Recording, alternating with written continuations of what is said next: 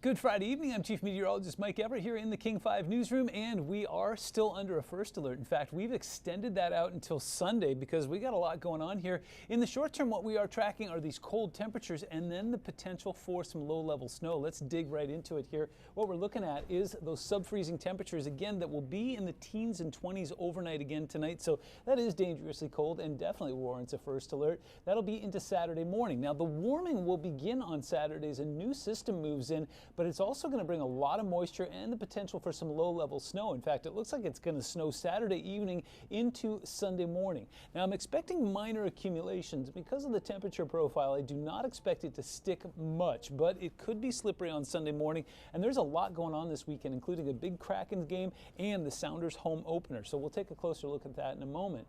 Here's a look from SeaTac, and again, this is right around 9 p.m. on Friday night. There, things looking fairly quiet. The sky is still very clear. In fact, there's a beautiful moon out there tonight. Look at this, 39 the official high today, but that 22 overnight actually set a record. The old record was 24 set back in 2011. Yeah, we beat that by 2 degrees. We were nowhere near average, and no rain in the gauges today because of those beautiful clear skies, and that sunset at 5:47 was spectacular.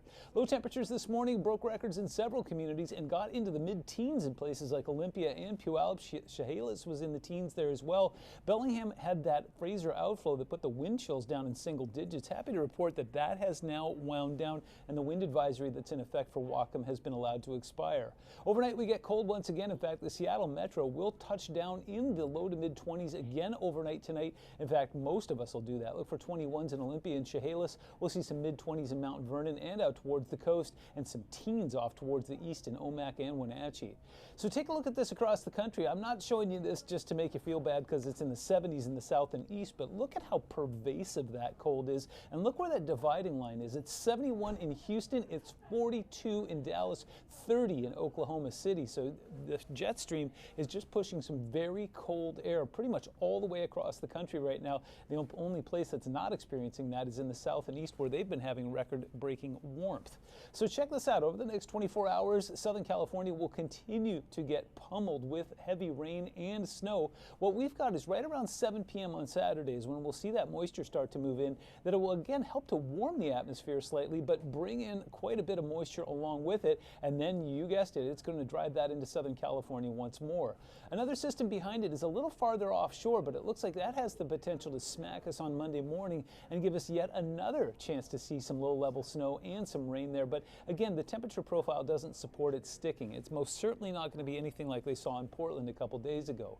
Mountains are looking good for now. Here's some looks from Snoqualmie Pass on this Friday evening, and even Stevens Pass has got bare roads, but that's about to change. A winter weather advisory kicks in at 10 p.m. on Saturday, will be in effect for 24 hours, and we're looking at anywhere between a foot to a foot and a half of snow driven by 40-mile-an-hour winds. So Saturday morning, no big deal. It's not until about 6:30 on Saturday night that we start to see that snow fall and accumulate. By Sunday morning, when the lifts are turning, Baker has about a foot and a half. Stevens and Snoqualmie have about a half a foot, along with White Pass. And then by the time this system pushes through and we get into 9 a.m. on Monday, we're talking about what could have some pass impacts, especially for Stevens, but probably Snoqualmie as well. We'll keep you posted there.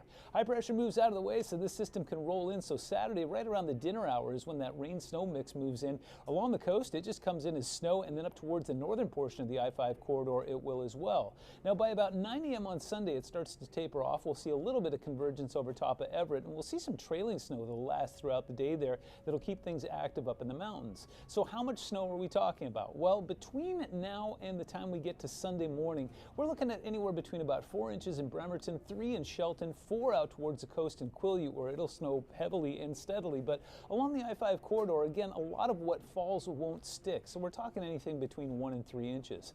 High temperatures on Saturday will be in the 30s and 40s, which is considerably better than it's been. And your 7-day forecast shows us staying in that range, where those temperatures will get into the mid-40s by day and touch down just above the freezing mark at night. So again, what I'm expecting is that anything that comes in here, again, we're going to see lots of snow falling. I just don't expect massive accumulations of it. And again, nothing like they saw in Portland a couple days ago. But if that changes, we'll be the first to let you know.